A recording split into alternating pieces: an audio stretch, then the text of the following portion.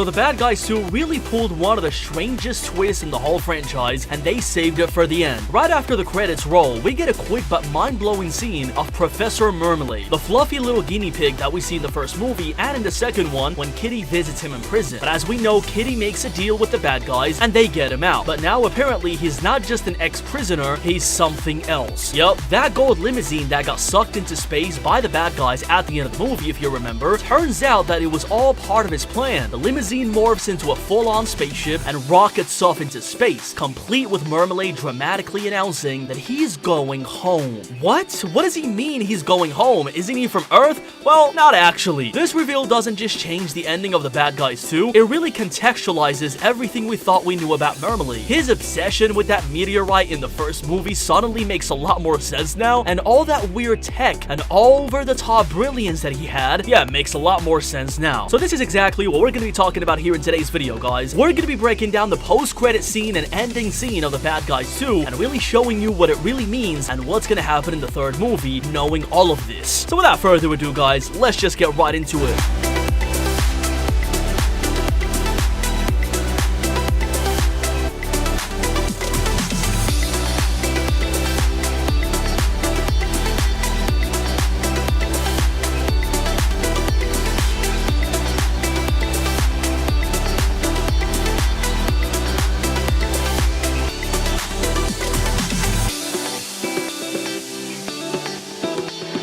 So the actual post-credit ending scene of the bad guys 2 doesn't last that long, but it reveals a lot of things. After being presumed dead or lost forever in space, Professor Mermalade's gold limousine, you know, the same one that got sucked into orbit by the bad guys, suddenly lights up. Hidden thrusters kick in and panels shift, and the limo transforms into a full-on spaceship, and with one last smirk, Mermalade mutters a cryptic line, "I'm going home." Then boom, he vanishes into the cosmos at light speed. Well, this moment reframes everything about Mermalade and his intentions. First of all, it reveals that he's not just alive, he's been playing 4D chess this entire time.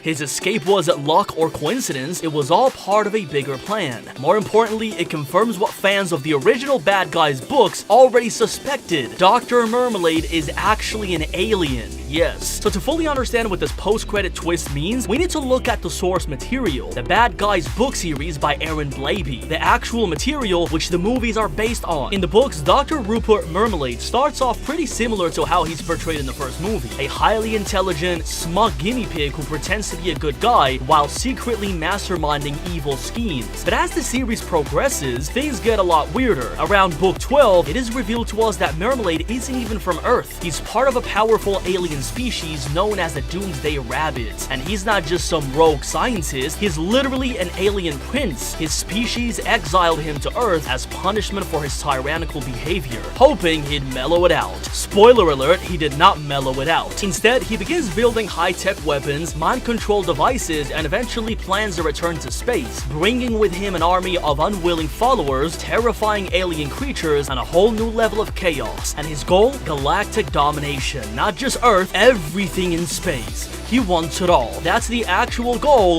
of Mermalade, not in the first movie, not in the second movie, but throughout the whole time. He was just pretending in these last two movies. Now, the interesting part is that the bad guy movies have made some noticeable changes to the source material, of course. They got inspired from it, but they didn't take everything literally. They bought the rights to the book, but they formulated their own projects after that. For example, in the books, the International League of Heroes is a legit heroic organization, but in the Bad Guys 2 movie, that same group is reimagined as the antagonist, all-female bad girls team. But the interesting thing is that this is true for all the parts in the movie besides the core of Mermalade's storyline. This is exactly the same as in the books. His obsession with the meteorite that crashes into Los Angeles in the first film, that always felt like a little too convenient, almost like he knew something about it. Maybe it wasn't just a rare cosmic rock, maybe it was a piece of home, or something with alien tech potential. His genius level tech, the gadgets, the holograms, the mind control gear, yeah, maybe those weren't just the result of being gifted, of course they were based on alien science. So by revealing in the post-credits that he's actually an extraterrestrial being and that his departure was deliberate, the movie is laying the groundwork for what could become a much larger, much weirder intergalactic arc, just like in the books.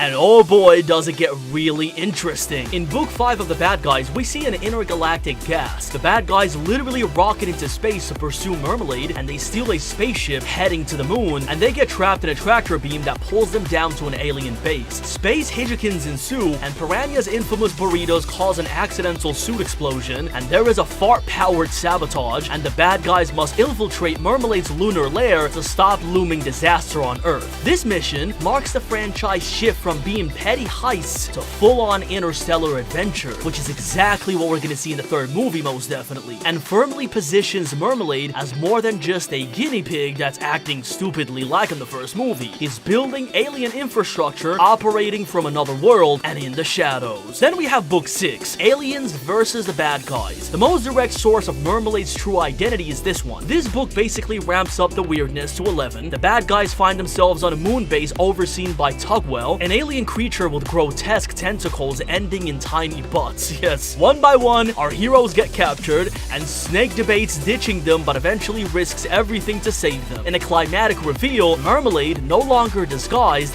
appears as a clear alien, confirming he was using them as pawns all along to further his cosmic plans. The illustrations and text deliver a mix of humor that is both absurd and pivotal. And this isn't Earth-based warfare, it's alien conquest to a whole new level, and this same book eventually confirms that Dr. Rupert Mermalade is not from Earth, he's an alien prince exiled to Earth by his own species, the Doomsday Rabbits, to learn humility rather than reform. He uses this exile to collect alien tech, unleash mind control meteorites, and orchestrate grind schemes to conquer Earth and beyond. Now, you have to remember the mind control meteorites because it is the same thing that he tries to get in the first movie. So this is all leading up to a beautiful third movie. His obsession with the meteorite in Los Angeles is revealed to stem from his comic origins, a fragment of alien tech that connects him to his home and powers his inventions. In later books like episode 7 and 8, they even lead further into the sci-fi adventure tone, and after escaping the alien base, the bad guys accidentally trigger time travel abroad into an escape pod. They land 65 million years ago among dinosaurs and must fix their time machine to return before Mermalade destroys Earth. Subsequent volumes escalate the comic thread, but we're gonna leave the details for this for another video about what could happen in the third movie. So the main reason why this post-credit scene is so powerful and important is because it begins a new chapter in the Bad Guys franchise. It goes from being an animated movie about bandits to an interdimensional galactic adventure with superpowers where we're gonna see the bad guys acquire new things and new gadgets and new weapons. Each of them is gonna have a very particular weapon, and each and every one of these weapons is absolutely incredible in the books, and we're definitely gonna see this in the next movie. So at first glance, the post-credit scene to most people who don't know the details about the books might seem like a goofy send-off to a defeated villain, but if you've been paying attention to the clues like I've showed you in this video, and you're familiar with the books, it's actually one of the most important setups in the entire franchise, if not the most important. I would say the most important. It hints at a much bigger universe, one where the bad guys might have to stop a cosmic war and not just pull off clever heists here and there. It really begins a new chapter in the franchise. So what do you guys think? Are you gonna be happy to see Mermalade as a full-on alien coming to Earth to destroy it with other armies of aliens?